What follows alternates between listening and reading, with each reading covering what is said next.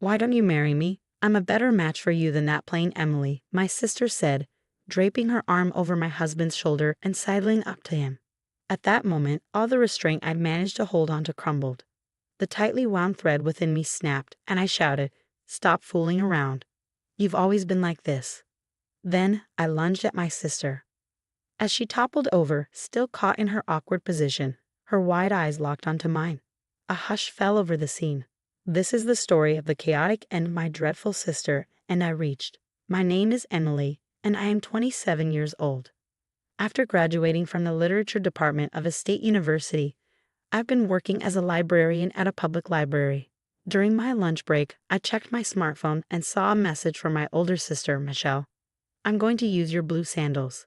They still look new, but that's fine, right?" I sighed, knowing she hadn't changed. Michelle had always been like this, even as kids. If I had something she wanted, she would quickly take it, get bored, and then toss it back to me.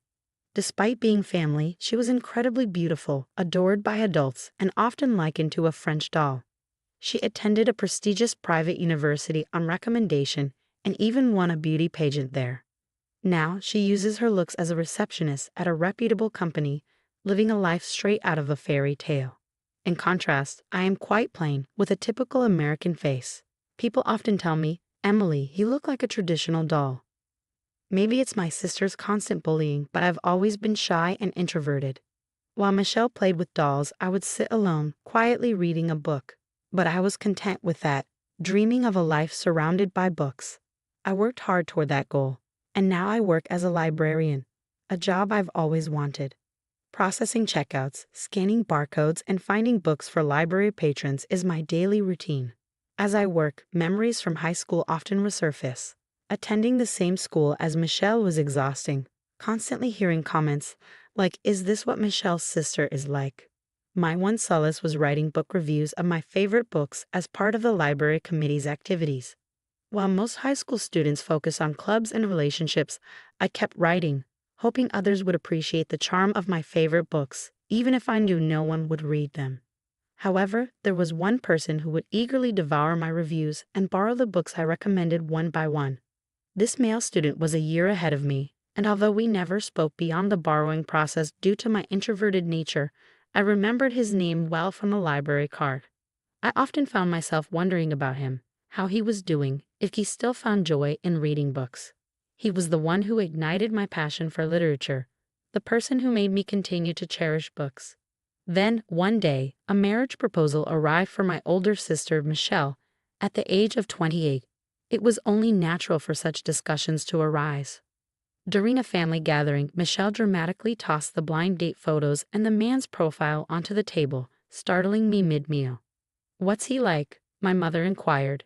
"He's just a chubby, nerdy-looking guy, currently working as a temp," Michelle replied disdainfully. "Why do I have to go on a blind date with him?" she grumbled.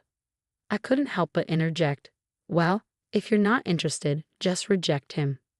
Michelle sighed, "But he's related to an executive at our client's company. I can't afford to offend him." Then a gleam crossed her face as she turned to me. "Oh, I know. Emily, why don't you go on the blind date instead?" I was taken aback by her suggestion. "What? Me?" I stammered. Michelle hastily continued, "You're quite the respectable nerd yourself, aren't you? You might hit it off with him. Since you're not exactly a knockout, he might be perfect for you. Please take my place this weekend." I hesitated, feeling uneasy about the idea. But I don't want to go either, and it would be dishonest to the other party. How could I explain going in your place? Michelle insisted. "It'll be fine as long as you go. Just don't embarrass me. Take the photos and profile." Reluctantly, I accepted the task, though I couldn't help but emit a surprised sound as I examined the materials. "Is there a problem?" Michelle asked, sensing my hesitation. "No, no problem at all." "Thank you, Michelle. I'll give it a shot," I replied, mustering a smile. Michelle grinned. "Ah, so you actually like that chubby nerd. Well, they're all yours now. Here's to the birth of the nerdy couple." Ignoring her teasing tone, I braced myself for the upcoming blind date, uncertain of what to expect. I continued to study the blind date photo and the man's profile. On the day of the blind date, I apologized to him for Michelle's abruptness and expressed my desire to go on the blind date with him instead. The man sitting across from me was indeed a little chubby and had a hint of a nerdy aura about him, but he looked exactly as I remembered. The man I was meeting with was none other than the one who used to borrow books after reading my reviews. He looked at me curiously and said, "Were you, by any chance, the librarian at our high school?" "Yes, that's me," I replied, recognizing him as well. From there, we immediately struck up a conversation about our high school days and our shared love of books, marking the beginning of my relationship with him. His name was Thomas, and he had been in the same class year as Michelle, though she seemed to have no memory of him. During one of our dates, Thomas told me, "Honestly, Emily, if Michelle had come instead of you, I would have turned her down. Her reputation precedes her, and not in a good way. However, knowing me, Michelle would have probably dismissed me first." "I'm truly sorry about my sister's past behavior," I said, "but I'm glad to reconnect with you, Thomas. I think you're wonderful. If you're self-conscious about your appearance, why don't we work on improving it together?" I suggested. "You're right," Thomas agreed. "I've been so focused on work that I've neglected exercise and my appearance. I'll make an effort so you won't be disappointed." "I'm glad to hear that," I reassured him. "But know that your appearance has never been an issue for me." Our conversations and dates flowed smoothly, fostering a genuine connection between us. I received a marriage proposal from Thomas, and we decided to tie the knot.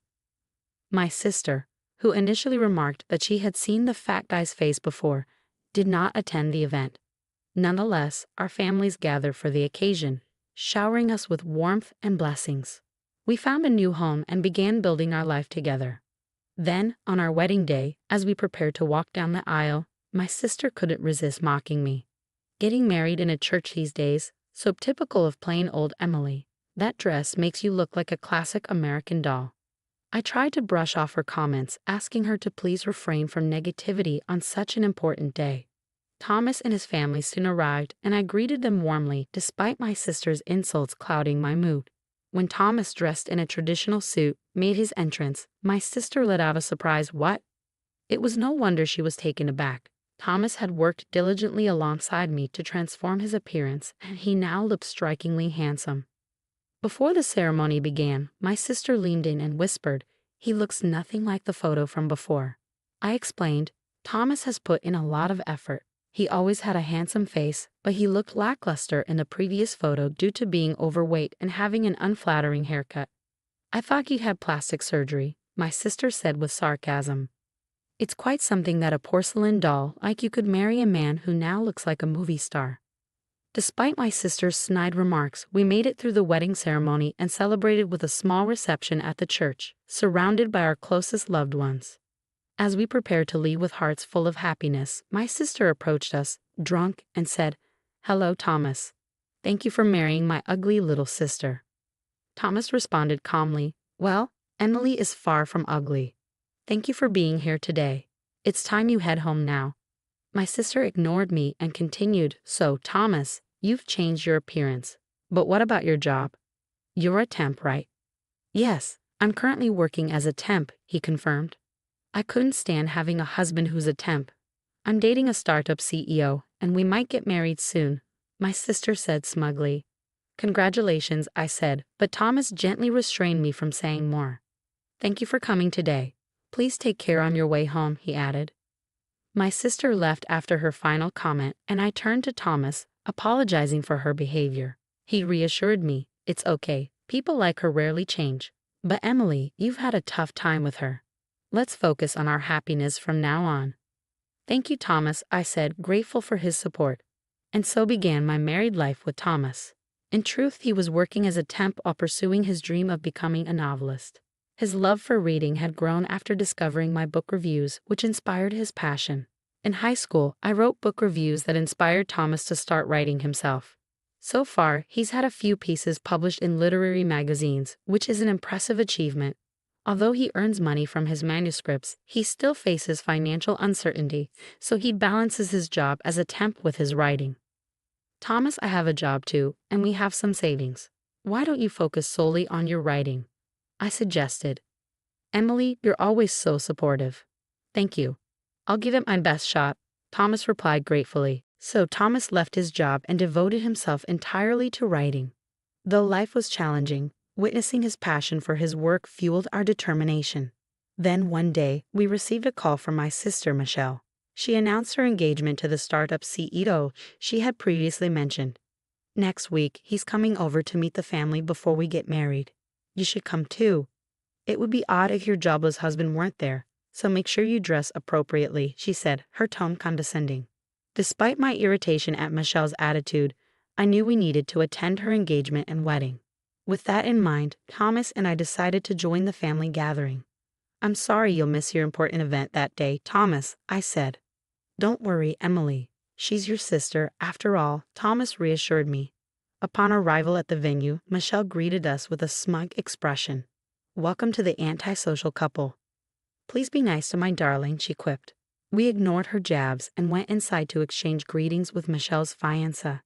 He was flashy and strikingly handsome, a stark contrast to Thomas, but he carried himself confidently in his profession. I'm Emily, Michelle's sister. It's nice to meet you, I said. And I'm Thomas, Emily's husband. A pleasure to meet you, Thomas added. As we exchanged greetings, Michelle's fiancé, Larry, bowed his head politely and responded, Nice to meet you too. I tried my best to ignore my sister's triumphant smile as she stood beside him. At that moment, Thomas's phone rang. I'm sorry, this is important. I need to step outside for a moment, he said. Thomas left the room, and though I was having dinner with our parents, Michelle, and her fiancé, my mind was preoccupied. When Thomas returned, he whispered something in my ear, and I gasped in disbelief. Really? Congratulations, Thomas. That's incredible, I exclaimed, unable to contain my excitement. My mother, surprised by my outburst, asked, What's going on? Not now, Emily. Thomas's novel just won a major literary award, and it's going to be adapted into a movie. Is that true? Congratulations, Thomas, my mother exclaimed, her face lighting up with joy. Yes, that's fantastic news, Thomas. All the support Emily has given you has paid off. Our parents were thrilled, and Larry joined in with his own congratulations. That's wonderful news, Thomas. Let's raise a glass to celebrate. I'm sorry, but I have to give some interviews about the award, Thomas said. As Thomas prepared to leave, my mother began to remark, Well, I guess that's it for Thomas and Emily, when suddenly something unexpected happened involving Michelle. Michelle abruptly stood up from her seat next to Larry and walked over to us, positioning herself between Thomas and me. Hey sis, shut up, you ugly, she began in an icy tone. Thomas, why don't we get married? I'm a far better match for a successful award-winning author like you than someone like Emily, she suggested with a smirk as she placed a hand on Thomas's shoulder and leaned in close to him. I felt my world shatter around me. Michelle always desired what I had, and once she was done with it, she cast it aside. She consistently belittled Thomas and me, but as family, I had always put up with her. This time, however, I could no longer hold back. A rush of tension surged through me and I shouted, That's enough, Michelle. You've always been like this. As I lunged at her, she stumbled back and fell awkwardly to the ground. Thomas, who had been leaning on Michelle, jumped away. Michelle sat on the carpet, stunned, her wide eyes filled with surprise. What on earth are you doing? She cried. That's exactly what I should ask you. What were you thinking? Thomas's voice was cold and sharp as he looked down at her with disdain. I mean, I was offering to marry you, she stammered. Even if I were the last man on earth, I'd say no. Emily is the only one for me, for life. What's so good about Emily? I'm prettier. My figure is better, Michelle protested. Emily is not only beautiful on the outside but also on the inside, unlike you, Thomas retorted. She's been my support all this time, the reason I achieved these awards. Something you could never accomplish. Thomas walked over and put his arm around my shoulders. I could feel my anger toward Michelle slowly dissipating and warm tears streamed down my face. How dare you reject me after all my advances? Michelle's face flushed red, her voice shaking. Michelle, what are you doing? Do you even understand the significance of this occasion? Our parents scolded her, now fully aware of the situation. Looking as though she had just awakened from a dream, Michelle rushed back to Larry. I'm sorry, Larry, she apologized. Looks like it's going to be you after all, Larry said, exasperated, straightening his tie. That's enough. Stop talking. Who would want to marry someone who throws herself at a married man during a family gathering? He paused, then continued, Let's call off the engagement. I'm sure you understand why. Our parents turned pale and could only nod in agreement. Wait, even you, Larry? I've already announced our upcoming wedding to everyone. What happens if you back out now? My sister shouted. Larry responded calmly, It's time for me to take my leave. Congratulations once again, Thomas. All the best to you both. Thomas and I bowed as Larry left the room. Wait, Larry, Michelle cried out, but her desperate calls were in vain. I am disgusted. Don't show your face for a while, our parents said to Michelle before they too left the restaurant, casting her a contemptuous glance. Emily, let's go home, Thomas said as he reached for my hand and gave it a comforting squeeze.